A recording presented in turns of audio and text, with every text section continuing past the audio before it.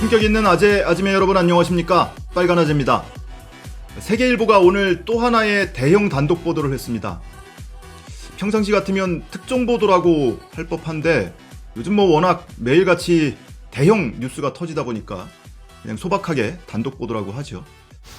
지난해 3월에 대검찰청이 윤석열 당시 검찰총장의 장모 최은순 씨를 둘러싼 여러 가지 의혹에 대해서 대응 문건을 작성했다. 그리고 그 문건에는 검찰 내부망 기밀을 이용해서 최은순 씨를 변호하는 정황이 있다. 특히 이 사건 관계인 제3자의 개인정보까지 담겨 있더라. 이런 내용이 보도가 됐습니다. 저는 이 기사 딱 보자마자 든 생각이 며칠 전에 소개를 해드렸었죠. 윤석열 징계 의결서에 담겨 있는 현직 검사의 진술이 먼저 떠올랐습니다. 우선은 이 기사에 담겨 있는 문건 속의 사건부터 소개를 해드리죠. 모두 4건의 사건이 언급이 되어 있는데요. 경기 성남시 도촌동 부동산 사기 사건. 이게 바로 이른바 잔고증명서로 알려져 있는 그 사건입니다. 그리고 두 번째, 윤석열 엑스파일의 진원지로 지목된 정대택 씨 사건. 지금 18년째 분쟁을 겪고 있는 사건이죠. 그리고 세 번째, 파주 요양병원 의료법 위반 사건. 바로 이 사건이 지난 7월에 최은순 씨가 기소돼서 무자격임에도 불구하고 요양병원을 개설했다. 그리고 건강보험공단으로부터 무려 23억 원에 달하는 요양급여를 편취했다. 이 혐의가 인정이 돼서 징역 3년의 실형을 선고받고 법정 구속됐던 그 사건입니다.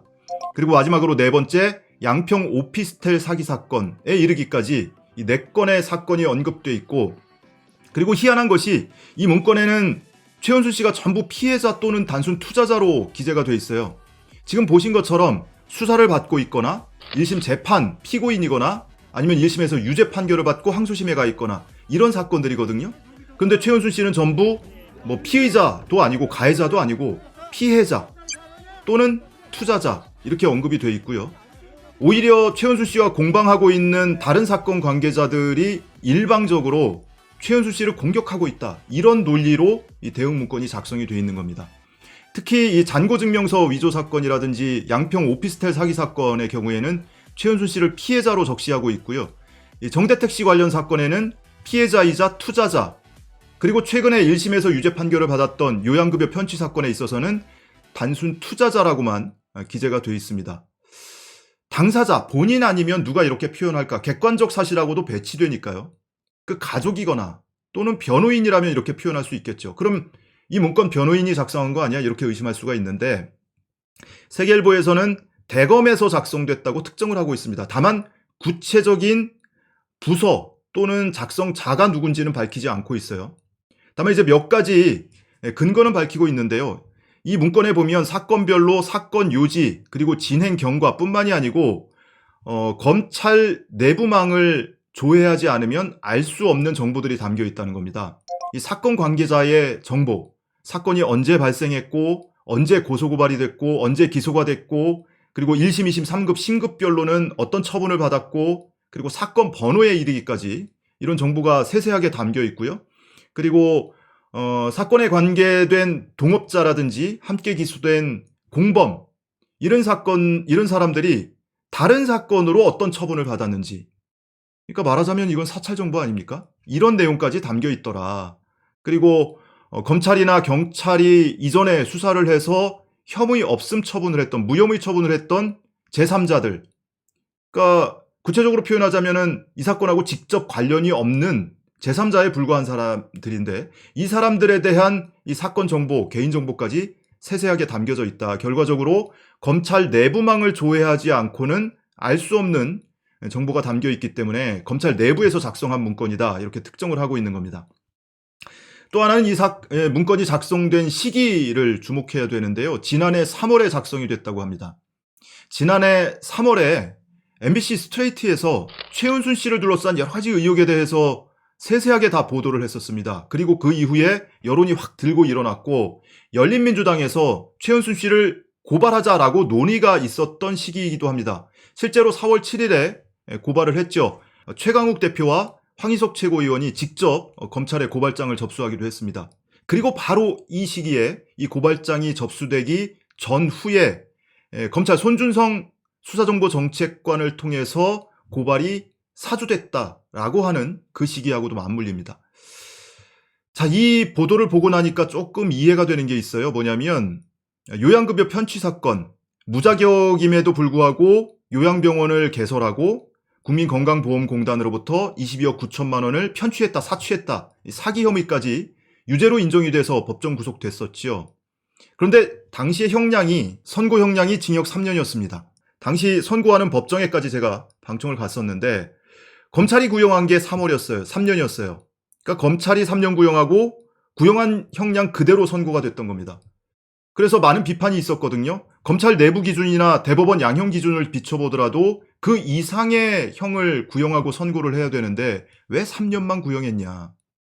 검찰은 징역 3년을 구형해서 만약에 선고가 되면 징역 3년까지는 집행유예가 가능한 형이거든요. 더더군다나 이때 몰수나 추징을 구형하지 않았습니다. 이렇게 요양급여를 부정편취한 사건의 경우에는 대부분 다 금액을 대부분 다 환수합니다. 환수를 하지 못하면 몰수나 추징을 선고합니다. 그런데 애시당초 검찰이 몰수 추징을 구형하지 않은 거예요. 10원 한 푼 환수되지 않았습니다. 윤석열 전 총장 표현대로라면 10원 한 장 환수되지도 않았어요. 그런데도 검찰이 몰수 추징을 구형하지 않았었다. 그리고 이 항소를 포기하면 어떤 효과가 있냐면 불이익 변경 금지 원칙이라는 게 있습니다. 항소는 검찰도 가능하고 피고인도 가능하거든요. 또 양쪽이 다 쌍방상소를 하기도 합니다. 근데 피고인이 항소를 하는 경우는 무죄 선고해달라 또는 형량을 낮춰달라 이런 거겠죠. 반면에 검찰은 무죄로 선고된 것을 유죄로 선고해달라 라거나 형량을 높여달라 이런 겁니다. 그런데 어느 한쪽이 항소를 포기하면, 예를 들어서 검찰이 이 사건의 경우에는 포기를 했잖아요. 그러면은 형량을 높일 수가 없습니다. 항소심에서. 이거는 법 적용이 잘못됐어 또는 형량이 잘못됐어 라고 재판부에서 발견을 하더라도 형량을 더 높일 수는 없어요. 그래서 항소를 포기하면 맥시멈 1심과 같은 징역 3년 나오는 거고요. 아니면 피고인만 항소를 했기 때문에 형이 더 감형되거나 이럴 수밖에 없는 겁니다. 그리고 결과적으로 최은순 씨는 2달여 만에 최근에 보석으로 풀려나왔죠. 이런 일련의 과정을 보면 과연 검찰이 제대로 수사하고 공소유지한 것이 맞느냐, 제대로 구형한 것이 맞느냐, 이런 의문을 가질 수밖에 없습니다. 최은순 씨가 1심 선고를 받았을 때는 야, 실형 선고 받았대, 법정 구속됐대, 이러니까 드디어 뭔가 정의가 실현되는 느낌이 들고 막 이랬었죠. 근데 뒤돌아서 하나하나 따져보니까 이렇게 이상한 구석이 한두 가지가 아니었던 겁니다.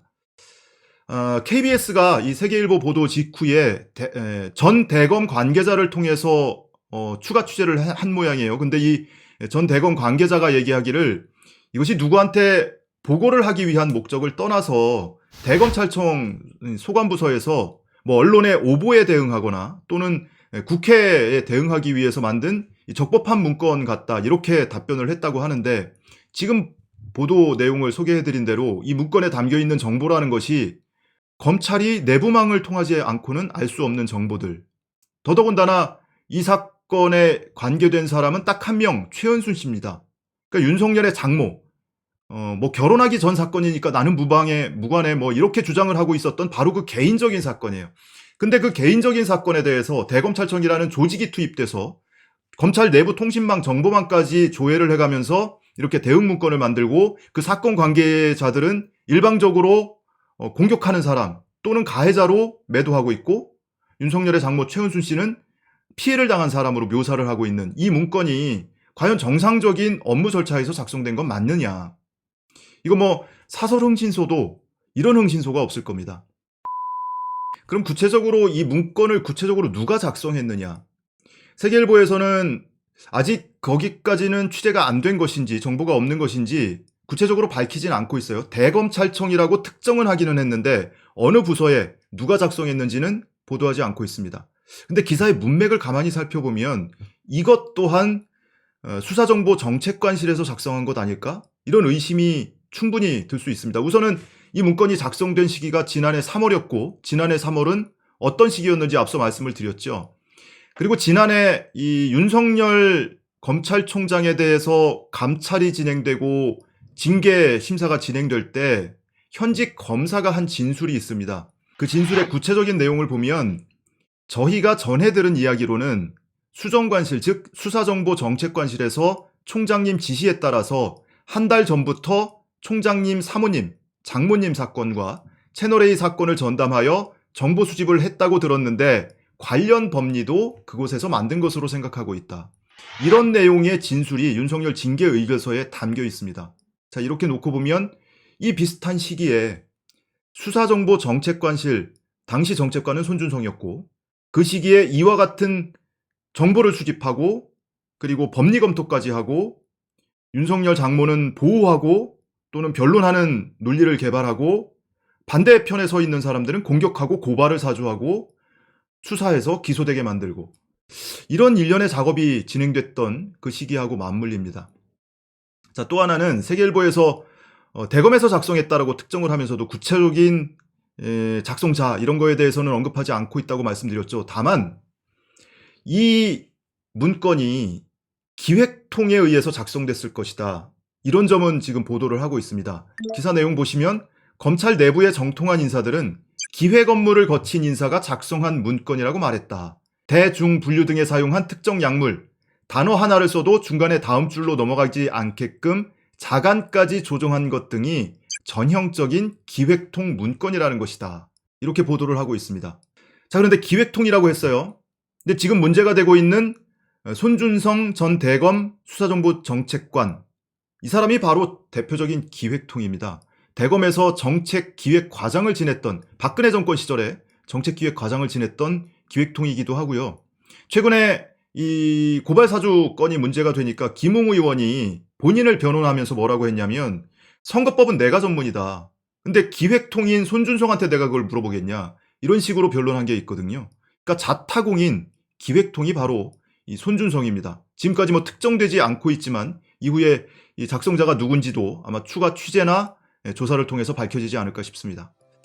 자, 여기까지 놓고 보면 윤석열 검찰총장이 자기 부하 조직을 가동해서 내 마누라, 내 장모, 또 내 최측근 공격하는 사람들에 대해서 정보를 싹 끄집어 모아서 그 사람들을 막 공격하고 고발을 사주하고 그러면 자기 휘하에 또 다른 조직을 가동해서 수사해서 기소해서 처벌받게 만들고 그러면서 동시에 자기 가족, 배우자, 장모 이런 사람들에 대해서는 검찰 조직을 가동해서 변론 논리를 개발하고 그거를 언론이나 또는 상급기관이나 국회에 제출해서 대응을 하고 이런 일을 벌였단 말인가. 이 사설흥신소도 이런 사설흥신소가 없지 않겠습니까? 국가 권력을 손에 쥔 깡패가 아니고 무엇인가. 자, 끝으로 윤석열 총장에게 좀 궁금한 게 있는데요. 윤석열에게 세계일보는 메이저일까요? 아닐까요?